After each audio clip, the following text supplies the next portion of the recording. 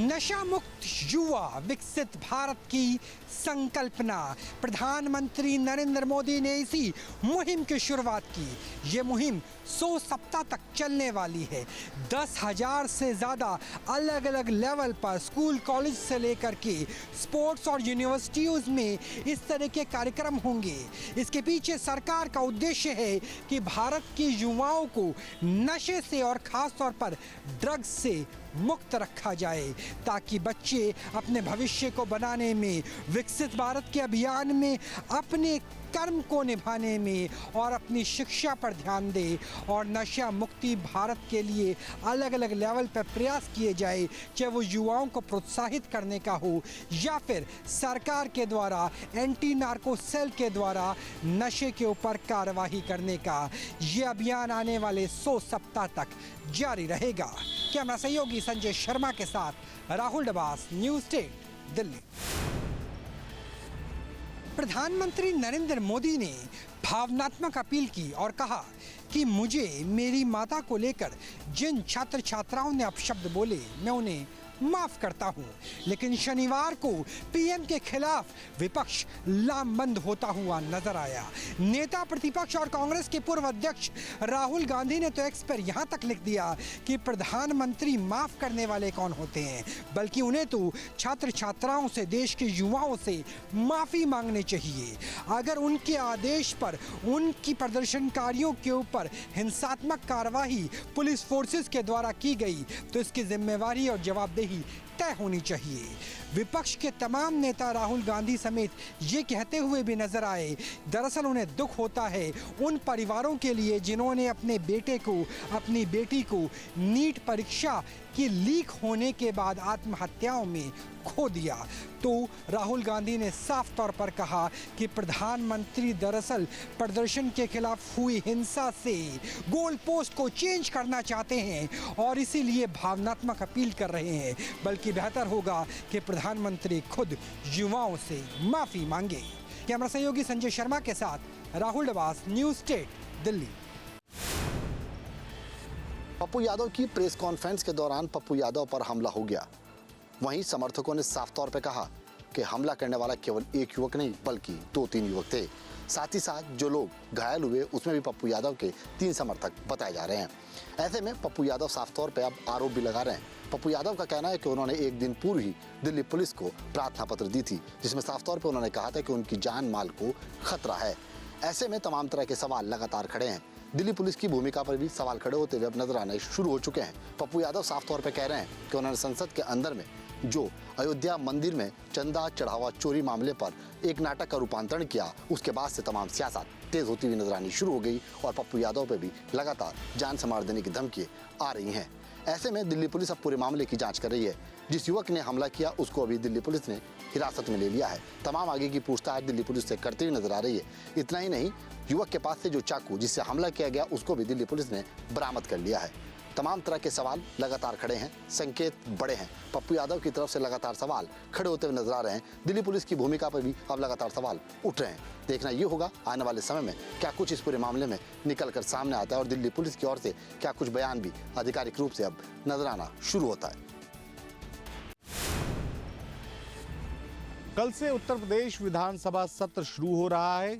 3 दिनों तक चलने वाले इस मानसून सत्र में सरकार अनुपूरक बजट भी पेश करेगी। लेकिन बजट से पहले, विधानसभा सत्र से पहले भारतीय जनता पार्टी के विधायकों के साथ विधानमंडल दल की बैठक हुई। बैठक में यह तय किया गया कि विपक्ष की रणनीति का, उसके हमलों का भारतीय जनता पार्टी किस तरह से जवाब देगी। दरअसल विपक्ष ने तय किया है कि चाहे राम मंदिर में दान पात्र से चोरी का मामला हो और चाहे छात्रों पर लाठीचार्ज का मामला हो, भारतीय जनता पार्टी को पुरजोर तरीके से घेरने की कोशिश की जाएगी। और इन्हीं हमलों से बचने के लिए भारतीय जनता पार्टी ने भी रणनीति बनाई है। भारतीय जनता पार्टी ने तय किया है कि समाजवादी पार्टी की सरकार में जो घोटाले, जो घपले और जो आरक्षण के नाम पर लोगों को ठगा गया था और इसके साथ ही जो नौकरियों में एक विशेष जाति को मौका दिया गया था, उसके खिलाफ समाजवादी पार्टी को लेकर मोर्चा खोला जाएगा। तो कल सदन जो है हंगामेदार होने वाला है और कल सदन में एक बार फिर मजबूत हंगामा देखने को मिलेगा।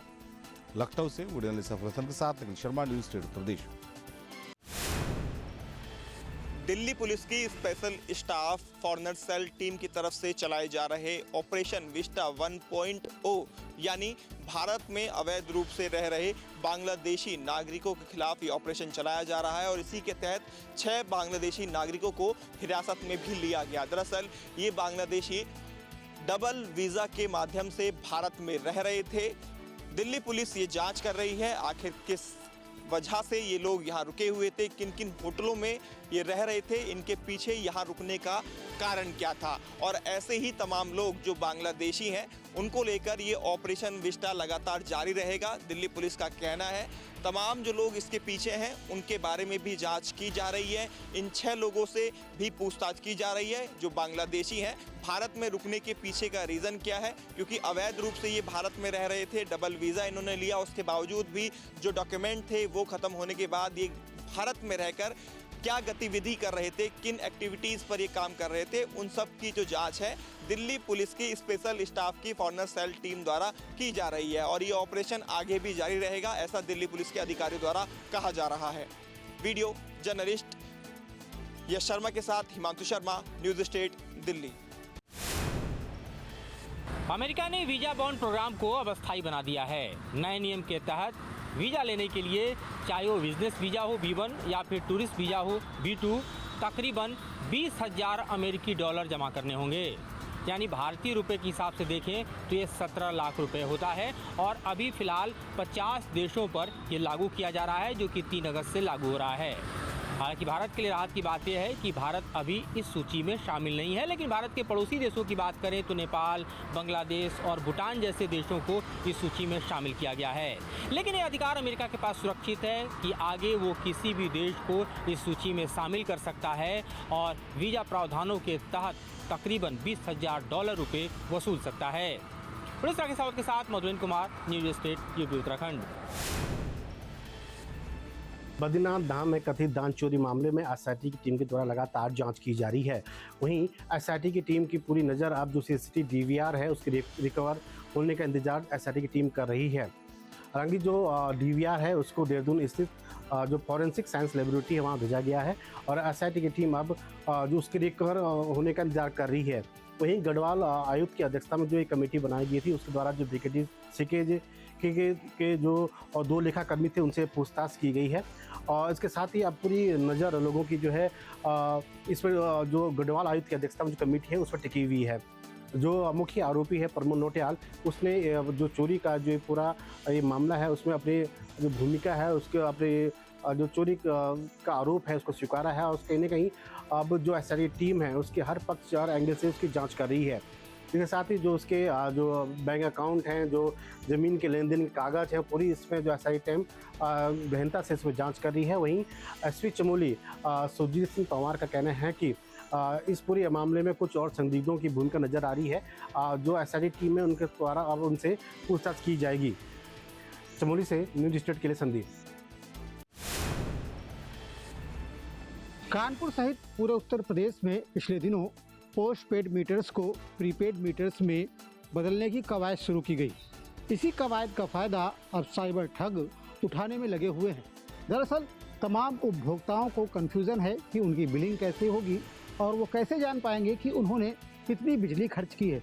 ऐसे में साइबर ठग उनसे एक नया ऐप इंस्टॉल करने के लिए कह रहे हैं और इस ऐप के इंस्टॉल करने के बाद वह ठगी की वारदातों को अंजाम दे रहे हैं। अधिकारियों का कहना है कि विभाग कोई भी नया ऐप डाउनलोड नहीं करा रहा है और ना ही किसी नई वेबसाइट को क्लिक करने के लिए कहा जा रहा है। ऐसे में लोगों को ज़रूरत है कि वे सावधान रहें, सतर्क रहें। अगर वे बिजली विभाग के द्वारा बताई जा रही कथित रूप से किसी वेबसाइट को डाउनलोड करते हैं तो ऐसे में वो साइबर ठगी का शिकार हो सकते हैं। कोई भी फर्जी कॉल अगर आपको आए जो आपको अनऑथराइज तरीके से कोई ऐप डाउनलोड करने के लिए बोले या आपको किसी QR कोड के माध्यम से या अपने खाते में या कहीं अनऑथराइज जगह पे बुला के पेमेंट करने के लिए बोले तो उस पर आपको बिल्कुल भी ध्यान नहीं देना है। अगर आपका बिल पेंडिंग है तो उसको आप ऑथराइज जगह पे जाके पे करिए। uppcl.org वेबसाइट पे या UPPCL के स्मार्ट ऐप पे हमारे जो विभिन्न काउंटर्स हैं, कैश काउंटर्स हैं, उनमें आप पेमेंट कर सकते हैं। यदि इस टाइप का कोई भी फर्जी साइट है तो आप बिल्कुल उस पर ध्यान ना दीजिए। uppcl.org जो हमारी वेबसाइट है UPPCL की, उसी पे ही पेमेंट करना होगा। दरअसल जो शख्स उनसे ऐप डाउनलोड करने के लिए कह रहा है वो बिजली विभाग का नहीं है, क्योंकि बिजली विभाग की तरफ से ऐसी कोई भी योजना नहीं है, कोई भी नया ऐप लॉन्च नहीं किया गया है। ऐसे में अगर लोग ऐसे ऐप डाउनलोड करते हैं तो वह साइबर ठगी का शिकार हो सकते हैं। ज़रूरत इस बात की है कि लोग जागरूक रहें और सतर्क रहें। वीडियो तस्मन का शंतिवारी न्यूज़ स्टेट कानपुर। पुराने लखनऊ का ये वही कब्रिस्तान है जिस पर दावा किया जा रहा है कि इसके मुतवल्ली कल्वेज़ाबाद बाकायदे 9 लाख रुपए एक कब्र के लिए लेते हैं और जिसकी वजह से करोड़ों रुपए की संपत्ति उन्होंने इकट्ठा कर रखा। बड़ी डिमांडिंग है ये, और ये आरोप लगाने के बाद हम ये समझने पहुँचे हैं कि आखिर यहाँ की स्थिति क्या है। तो बहुत छोटा सा कब्रिस्तान है ये और बहुत शहर तो बीचों बीच है और लगभग चौक से इसकी उतनी कनेक्टिविटी है 1-1.5 किलोमीटर के आसपास। और ये देखकर लग रहा है कि ये जो है बहुत विकसित कोई कब्रिस्तान है और शायद यही वजह है कि कब्रों के लिए यहाँ पर इस तरह की चर्चाएं होती रहती हैं। हालांकि कल्वेज़ाबाद पर ये पहली बार कोई आरोप नहीं लगा, इससे पहले भी कई बार इस तरह के आरोप लग चुके हैं। उसको लेकर उन्होंने कई बार सफाई भी दी है।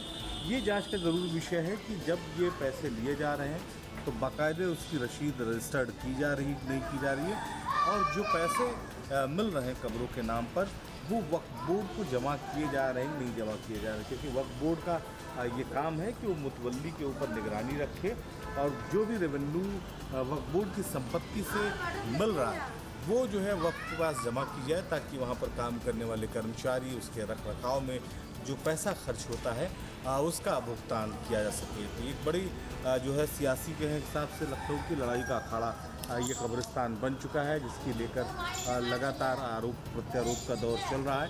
कल्वेज़ाबाद और मौलाना सैफ अब्बास 2 किरदार हैं इस लड़ाई के। पहले कल्वेज़ाबाद ने जो है वो मौलाना सैफ अब्बास पर आरोप लगाया कि उन्होंने जो है वक्फ की ज़मीन बेची, और उसके बाद मौलाना सैफ अब्बास ने कल्वेज़ाबाद पर यह आरोप लगाया कि 9 लाख रुपए लेकर यहाँ पर कब्रें बेची जा रही हैं और बाकायदे उनके पास इसका साक्ष्य मौजूद है। गुफरामात की खबरों का क्या? गुफरामात की खबरों में मुझसे अरसा लोग कहते कि जनाब आप तो गुफरामात के वारिस हैं, आपके जद का इमाम बाड़ा है, तो बताइए क्या कर सकता हूँ? कहने बताइए 8 लाख की खबर बिक रही है और एक खबर 8 लाख की बिकती है। अगर महीने में मान लीजिए 10 खबरें भी बिकी तो 80 लाख रुपए हो गए, और अगर 12 महीने जोड़ लीजिए 80 को 12 से तो 12 के 96 9 करोड़ 60 लाख रुपए हो गए। तो ये 9 करोड़ 60 लाख रुपए के इमाम बाड़े में क्या? लखनऊ से वीडियो सफलसर के साथ शर्मा, न्यूज़ स्टेट उत्तर प्रदेश।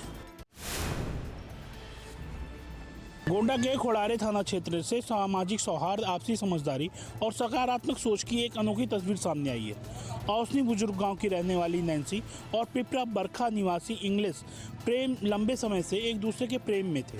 जब ग्रामीणों और परिजनों को दोनों के प्रेम संबंध की जानकारी हुई तो विवाद या तनाव का माहौल बनाने के बजाय गांव के संभ्रांत लोगों ने दोनों परिवारों के साथ मिल बैठकर युगल प्रेमी की इच्छा को प्राथमिकता दी। दोनों के बालिग होने और आपसी सहमति के आधार पर 100 रुपए के स्टाम्प पर लिखित सहमति पत्र तैयार कराया गया, जिस पर दोनों परिवारों और गवाहों के हस्ताक्षर कराए गए। इसके बाद जिगरिया मंदिर में वैदिक रीति रिवाज और मंत्रोच्चार के बीच नैन्सी और इंग्लिश का विवाह कराया गया। इस पूरी शादी का वीडियो अब सोशल मीडिया पर वायरल हो रहा है। लोग इसे समझदारी और सामाजिक सौहार्द की मिसाल के रूप में देख रहे हैं। गोंडा से केशव प्रताप पांडे, न्यूज स्टेट उत्तर प्रदेश।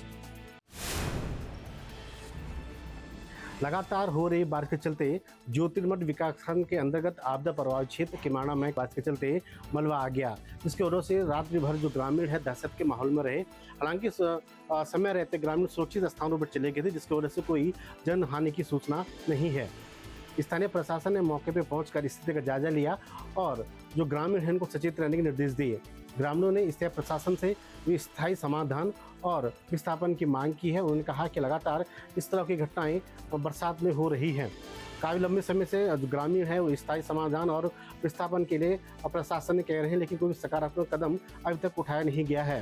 इसके साथ ही जो गांव के ऊपर भूस्खलन का जो खतरा है लगातार बना हुआ है।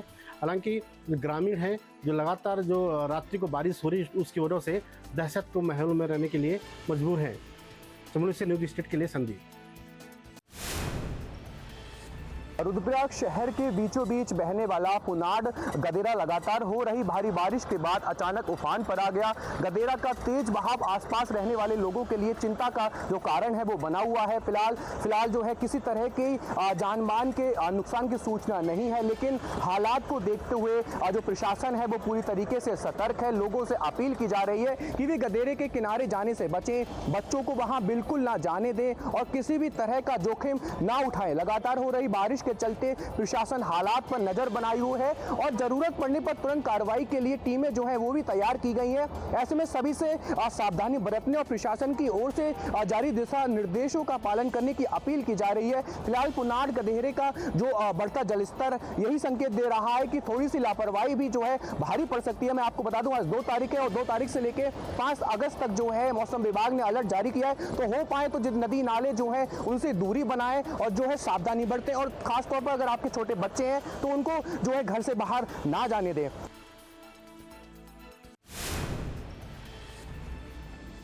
गंगा के बढ़ते जलस्तर के कारण जहां पर ग्रामीणों को एक ओर बाढ़ का खतरा सता रहा है और ग्रामीण अपनी तैयारियों में जुटे हैं, तो दूसरी तरफ वहीं हापुड़ का प्रशासन भी पूरे तरीके से अलर्ट मोड पर है और बाढ़ के खतरे को देखते हुए निरीक्षण किया जा रहा है और इसके साथ ही जो अन्य साधन हैं उनको भी उपलब्ध कराया जा रहा है। देखिए हम यहाँ पर खड़े हैं जहाँ पर पीछे बाढ़ का पानी लगातार बढ़ता जा रहा है। हमारे साथ यहाँ पर गढ़ एसडीएम श्रीराम यादव जी हैं जो यहाँ पर निरीक्षण करने आए हैं और ग्रामीणों से उनकी परेशानियों को जानने आए हैं। उनसे बात करते हैं कि किस तरीके से पानी जो है वो बढ़ रहा है और क्या प्रशासन इसके लिए कर रहा है। तो सर क्या तैयारियां हैं प्रशासन की बाढ़ को लेकर? बिल्कुल, जैसे कि पिछली बार भी जो बाढ़ आई थी तो उसमें पानी ज़्यादा था।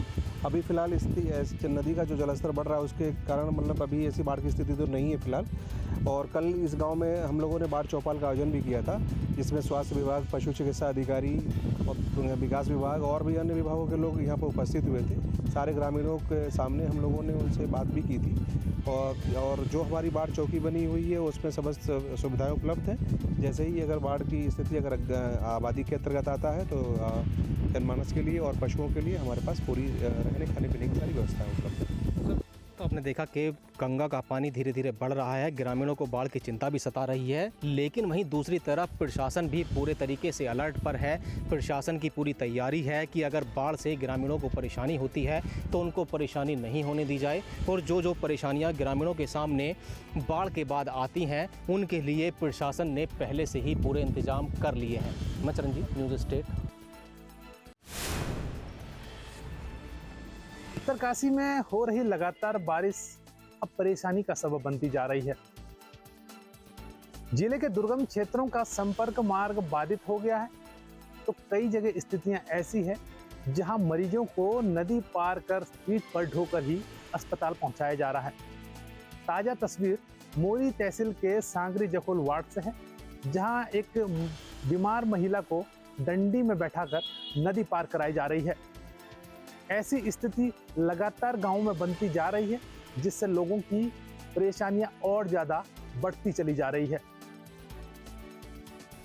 लोगों की मांग है कि इस क्षेत्र में पुल और पैदल रास्तों की सुव्यवस्थित व्यवस्था की जाए, ताकि उनका आवागमन लगातार सही तरीके से चलता जाए। इसी क्षेत्र से पुरोला से विधायक दुर्गेश्वर लाल भी आते हैं, तो ऐसे में क्षेत्रीय लोगों की उम्मीदें ज्यादा भी बढ़ जाती है। न्यूज स्टेट के लिए मैं नितिन चौहान, यमुना घाटी। मेरठ में बढ़ती कांवड़ियों की भीड़ के चलते सभी सरकारी और निजी शिक्षण संस्थानों में 3 अगस्त से 12 अगस्त तक अवकाश घोषित कर दिया गया है। डीएम ने सभी संस्थानों को इसका सख्ती से पालन करने के निर्देश दिए हैं। इससे पहले मुजफ्फरनगर में भी इतने ही दिनों तक स्कूल और कॉलेजेस बंद करने के आदेश जारी हुए थे। प्रशासन का कहना है कि कांवड़ यात्रा के दौरान मेरठ से होकर बड़ी संख्या में लाखों शिव भक्त गुजरते हैं। प्रमुख राजमार्गों और शहर के कई हिस्सों में यातायात डायवर्जन लागू करते हुए ट्रैफिक को शनिवार देर रात से ही वन वे कर दिया गया है। इसी कारण शहर के अंदर सभी कट होने के कारण छात्रों, अभिभावकों और शिक्षकों को आने जाने में कठिनाइयों का सामना करना ना पड़े, इसी स्थिति को देखते हुए शिक्षण संस्थानों में अस्थायी रूप से अवकाश घोषित किया है। हालांकि पहले से तय परीक्षा निर्धारित समय पर पूरी की जाएंगी। परीक्षाओं में कोई फेरबदल नहीं है। मेरठ से सरफराज अहमद, न्यूज स्टेट, उत्तर प्रदेश। सावन का महीना, दिल्ली की तंज गलियां, छोटी छोटी सड़कें, उन गलियों के अंदर में रौनक, छतों पर चरखी के साथ में बुजुर्ग और बच्चे, आसमानों पर रंग बिरंगी पतंगे, ये अपना आप में है दिल्ली 6। बिल्कुल हम दिल्ली 6 में मौजूद हैं और पतंग व्यापारियों का हाल इस वक्त का अगर जाना जाए तो काफ़ी परेशान नजर आता है। मार्केट में जब से चाइनीज़ मांझा आया है तब से कहीं ना कहीं पतंगों की जो खरीद फरोख्त है उस पर पूरी तरह से प्रभाव पड़ा है।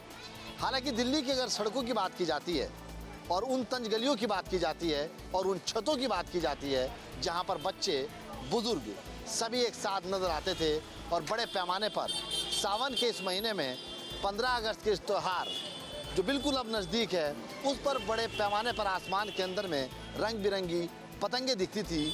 आज वो पतंगे अपना आप में अपना वजूद कहीं ना कहीं खोती हुई नजर आ रही हैं। दिल्ली 6 के उन कारोबारियों से मिलते हैं जो खास तौर से पतंग का बड़े पैमाने पर व्यापार करते हैं। क्या नाम है सर आपका? अशफाक नाम है भैया।